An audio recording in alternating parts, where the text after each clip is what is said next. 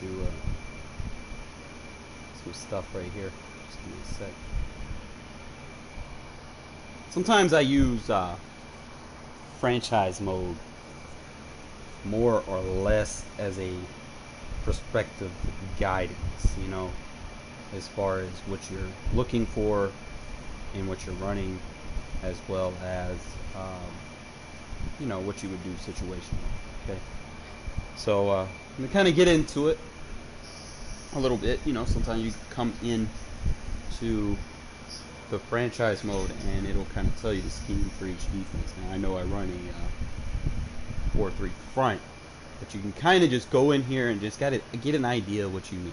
Now keep in mind, this is if you have like your alignment set to where the strong side is the right side of the field and the weak side is the left side of the field. Okay, so if you deal with play flippers, then obviously you're gonna have to flip your linebacker. You use like a linebacker flip, and then you want to kind of make sure that your left end and right end can kind of play both roles, like power rush, run stop, and speed rush. You know, like you kind of do everything in this defense. You kind of start with a 4-3 under.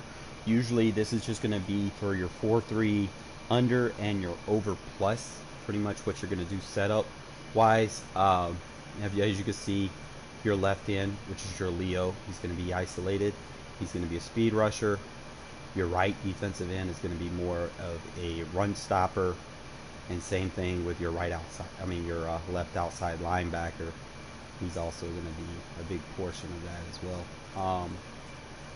But other than that, I do kind of swap the left end at the right end a little bit. I know it seems a little bit different. I go run stop on the strong side and speed rush on the blind side, because you're usually having Sam help on the left end. So I think, I don't know if Madden got that wrong, or you know, it's just my interpretation of how it should be ran. Because if you're having a Sam and you're sending a Sam, you don't want the Sam and the Leo doing the same exact thing, because you know they work better when they're isolated. But definitely just kind of get a center point of what we're looking for as far as scheme and shit. So you know, you got the 4-3 under, and then the other one that we're gonna look at is the base 4-3, which is gonna it kind of falls in line with cover 3 4-3. You just kind of look and see what you need as far as your linebacker depth and whatnot, and y'all can kind of use this like as a guide to, you know, help you figure out what you need. So I just back out of this real quick, and I'm gonna show you guys how I set my shit up. Alright, get out of here. Now obviously you're gonna set your depth chart up. You know, that's point blank. You know, you need to have a base setup that's gonna work with what you're trying to do majority of the time. Again, there's going to be situational packages that I would suggest, and I'm going to kind of break them down and give them to you right quick. You can just go in practice mode, kind of give you a general idea, and then we'll play some games. Okay, show you how to lock up things, and we'll also get into the match coverages and all this stuff, man. So stay tuned for the ride, you know.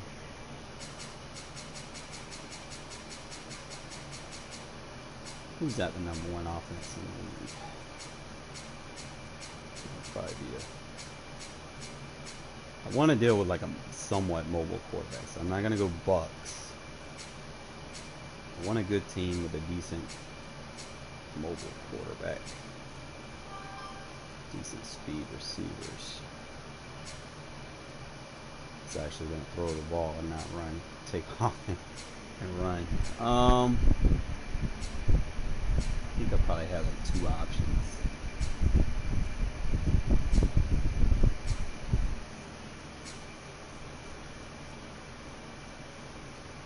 Eagles maybe, but Jalen Hurts isn't considered it. I want it to have a decent. Fuck it, I'll use the Chiefs.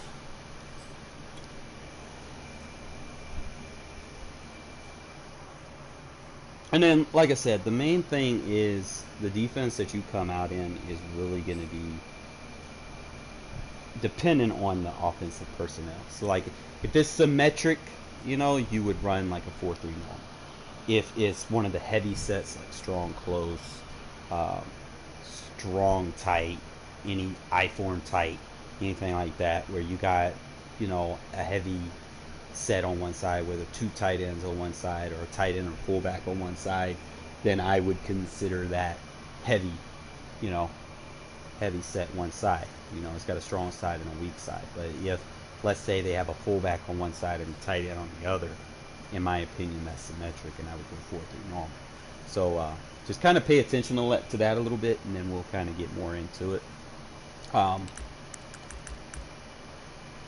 Usually, like I said, the way I have my depth chart set up is I'm running two auto linebackers. Now, when I say auto linebacker, I'm giving a position a unique name. It's like a Sam linebacker, but it also is an extension of a Sam linebacker because it must be able to play inside as well, like an inside middle linebacker in a 3-4. Okay, now and I play a gap control, gap assignment defense, and you want to make sure that you have the right bodies. They ain't got to be the flashiest guys. They ain't got to be the fastest guys. They just got to have size and be able to hold their gap. Okay, so again, let me go back into it. Getting used to this. We'll start with how I do my left end. Should change depending on how they do the roster updates. But for right now, I'm just going to rock with Crosby and Furl at the defensive end positions. Usually on your left end, I want a run stopper here that can pass rush as well. Because he's going to be the guy in the 5-tech, 4-tech, lining up on the right tackle side. And I definitely want to make sure that, he's not going to get shedded off and pushed down or whatever. So he's got to be able to hold his own against that guy. And if he can hold his own, he's going to make it easier for the Sam to kind of hold the edge. All right.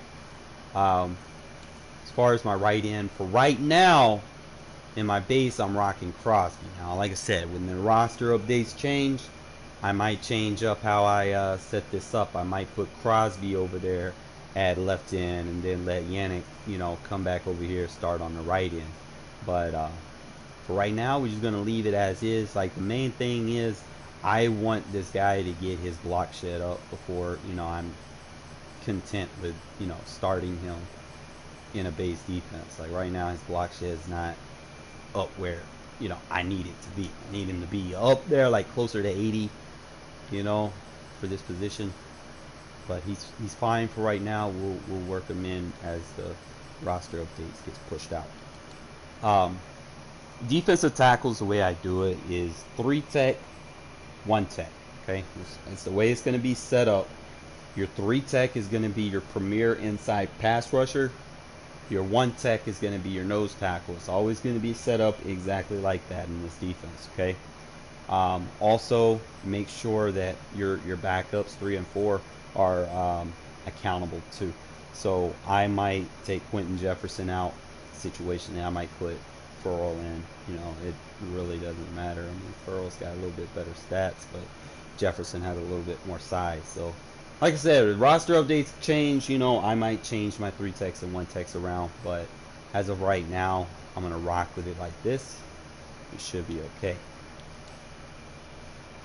Again, the left outside linebacker is initially your Sam, but if you deal with play flippers, this guy has to play Mike as well. Okay, in the 4-3 under, when you flip the play, he's basically going to be in a middle linebacker assignment almost, because the defensive end is going to play more of that outside linebacker kind of role with defending the flats and rushing the passer. So he needs to be able to block shed, hold his ground, shed off blocks, and not give up anything. Like, you're not in the 4-3 under, and I'm gonna explain it, and I'm gonna show how they're positioned and why I go with a bigger linebacker as opposed to someone that's just gonna be fast or whatever. Because sometimes speed's not always gonna be the benefactor. You need size so that people that start running inside on you the whole game and just falling forward, you negate that with bigger linebackers. Okay, middle linebacker is going to switch in the 4-3 under. Your middle linebacker is going to be your will linebacker. Okay, this is guy. He's going to be making plays, you know, and he's going to be able to. You need him in better position to defend the tight end. Okay, middle linebacker in the 4-3 under. He's going to be almost lined up in front of the tight end 9 times out of 10. So wherever that tight end goes, you can kind of take it away. They want to block the tight end. You can kind of go off chase on routes like slants or anything that, you know, kind of threatens you in the middle of the field, deep or to the sidelines. Usually same thing here. Your starting guy definitely want someone that can tackle and hit and move around. You know, like I know Morrow has his things, but I decided to go with Diablo because of his hit power. It could go either way, you know, but I like Diablo. Specifically, like once he gets the ball, man, dude makes plays. He's got better zone coverage, and he can press. So, like having stuff like that for your user, you know, being able to press a tight end or being able to press a slot receiver or something to kind of disrupt the route is definitely beneficial. Okay. And then, like I said, same thing with the right outside linebacker. He needs to be able to play Sam, just like he needs to be able to play that inside linebacker position. Okay, so nothing too fancy or anything. Doesn't have to be fast. Just needs to be big, built, stocky, strong, and able to block shit. Okay, so like I said, it's not going to be the flashiest guy on the field. He's going to eat blocks. He's going to get through blocks. He's going to stop the run. Okay, they're not going to fall forward if you got linebackers with size. Like, that's the biggest thing this year. Size matters. Okay, you got these little running backs that are 211, 220 pounds, and y'all guys are running with safeties that are barely 200 pounds. You know, and then you start getting mad while they're falling forward. Size matters. You got to have the bigger chess piece on the puzzle board. Okay. Other than that, you should be good. Let me kind of get into it. Show you how we set things up. Now, one of the base plays that I'm going to use in the 4-3 under, like if I'm trying to defend like outside runs, I do like to tend to go to this will go fire 3 press. Anytime that you have a play where it already has line stunts in it, you do not have to change how the defense reacts. Like, you don't got to re-slant lines or anything, because the gap assignments are basically already set for you. Okay, this is a outside zone, you know, anything like they like rolling out with their quarterbacks or stuff, or if they just like getting out of the pocket or doing tosses, stretches, anything to the outside. Usually this is going to box it up. So kind of give y'all an example of which I would run this against. Like if they have like a wing flex with 2 tight ends on one side, try to get a good example. If there's like a stretch, I don't even know if they got a stretch.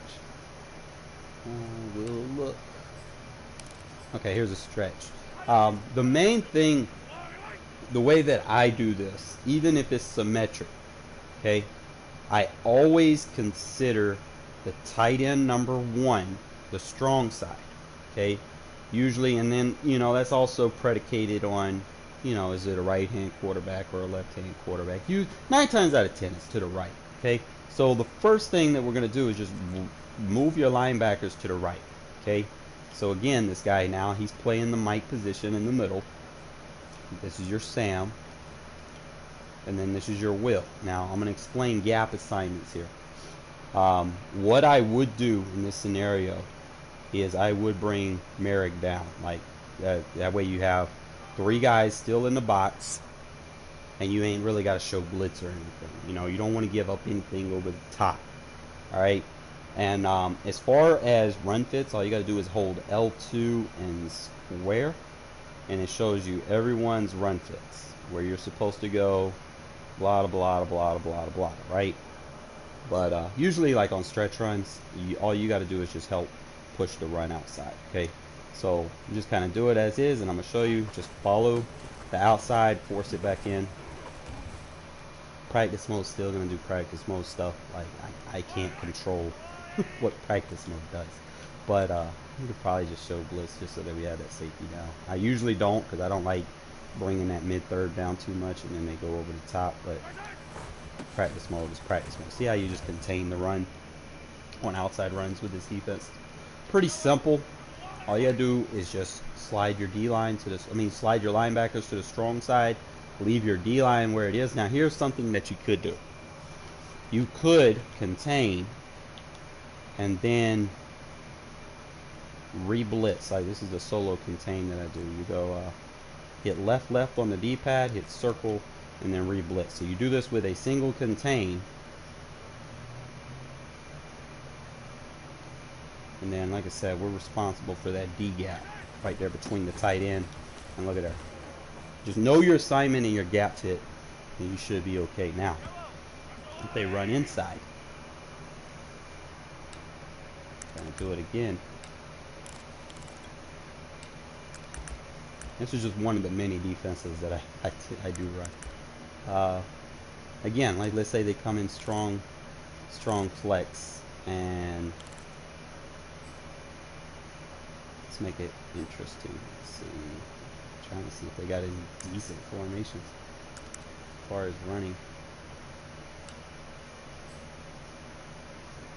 Fuck it. Let's just go halfback dive, right? Same thing. Even though the tight end's flexed out wide, I'm still considering that the strong side. I'm going to contain and then re-blitz the defensive end, just like that. Check your run fits by holding L2. Don't want that guy playing out too deep. And then he's gonna let me show blitz. Oh well, whatever. I know where my run fit is, and then I just got to attack. If he hikes it, I'm not touching anything. What's going on? Practice mode at its finest, huh? Here. What's going on?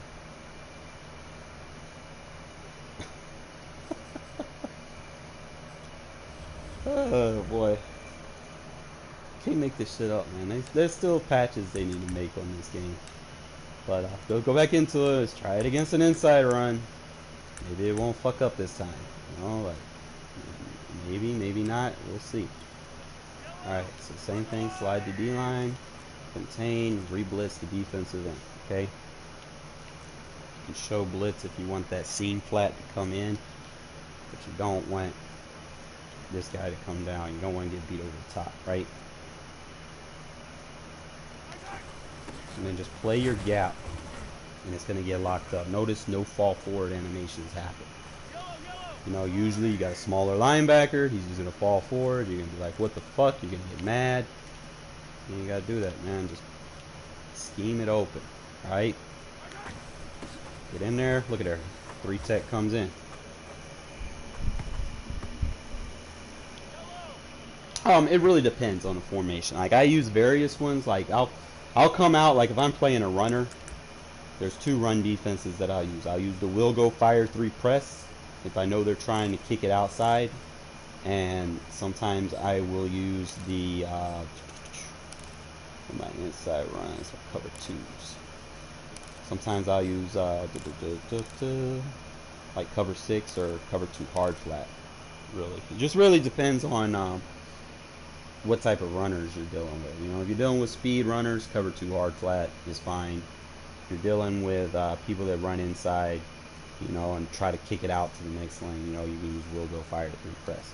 Now, a couple of situational things that you can do is with your subs. Like if you want to send a blitz and you think this linebacker is not going to get back there, you know, as good if he's getting blocked, right? We can put Yannick in there, okay? Let's say we send him off the edge. Try to find a player, just play a Sam blitz too. And then you got to think about, try to get like a solo tight end on one side. Just give me a sec.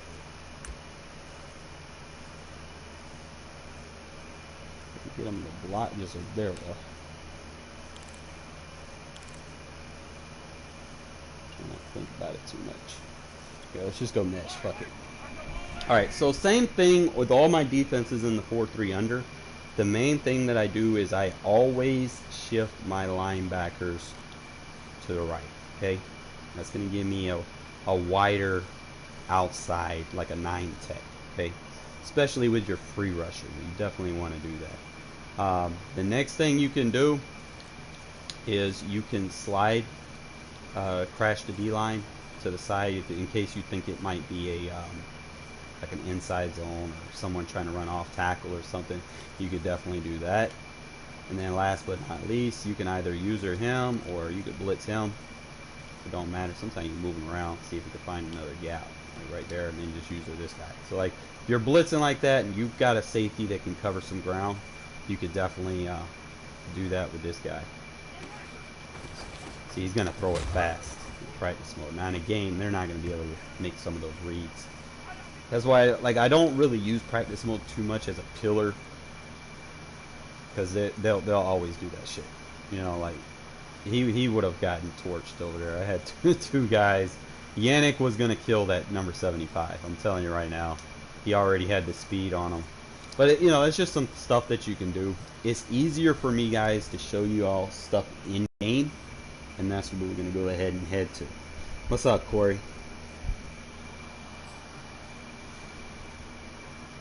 It's practice mode, man. They just don't. They don't let you show schemes in practice mode because the CPU AI on all Madden, they just try to get rid of the ball as fast as possible, You know, they're gonna keep throwing the little dink and dunk routes, but nobody really throws the dink and dunk routes, especially with me playing match coverages as well. You know, it makes it a little bit difficult to kind of get the reads that they want. And then we're going to kind of be using some new players, man. Fatigue is an issue, and I did put a video out on my sliders. I will kind of go back into that as well so that y'all guys can see, just for confirmation, if I can find it. It'll be under game options. No. What the fuck was it under? Not too many people know about it either, man. It's crazy. It's auto subs. There it is. All you got to do is, I want you guys to raise the frequencies on these. Okay, they're gonna be like really, really low starting off. Like if you use default, your fatigue sliders are gonna be like really heavy. Okay, especially like if you might run a no huddle or something, or if your quarterback constantly keeps getting hit.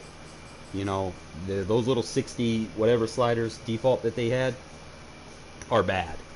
Okay, so the only issues with my current setups, like I do run 86, 87. I might change it as the season goes. The only issues that I really have with these is the quarterback and the running back. Like the quarterback doesn't seem to what's the word I'm looking for? Recover as fast. Like even if you have his sliders all the way up, so you have to be careful not to spam, you know, the same pass over and over and over and take free hits, because that will kind of affect you, and your sub outs might not work with quarterbacks. So it might be a bug in the system. I'm not sure. Running backs, they will sub, but they take a little bit longer to sub as opposed to the other subs. Now I know the wide receivers, those are on par. Like I never have a tired receiver. Other than that, you know, your linemen will get tired. That might fall in the same thing with the quarterback. So like I said, I don't know if the game still needs to be patched for those to work, or, you know, other than that, at least your other skill positions are subbing out, like your running backs and your wide receivers. Same thing with defense. I keep them up high in case I'm playing like a no huddle player, just so that I don't get into a situation where my guys fatigue.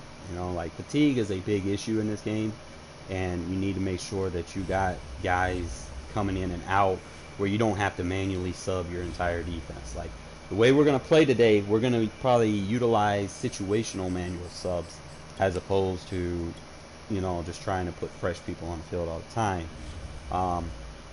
And the thing with our Sam linebacker, we're not going to prioritize a lot of usage of him. He's probably going to get like 30% of the snaps, maybe 10, 12 snaps. Because, if we come in third down, I don't need a linebacker right there. I need a pass rusher, So it's just situations like that. If we have to play the 4-3, some more times than not, I play people that play gun empty, gun bunch, and stuff like that, and they sit in shotgun the whole game. I'm gonna have to revert and play nickel. So it's definitely just kind of paying attention to the formations that you're going up against, and what you should be using to match up with. Like, you cannot sit in there and play one formation defense, one play in that formation the whole entire game. And I see people do it way too often, way too much. Okay, and it's bad.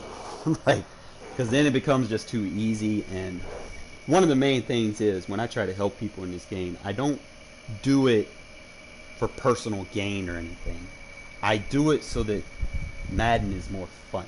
Okay, I would rather go into a game with people that understand everything that I teach. No, I got blue screened.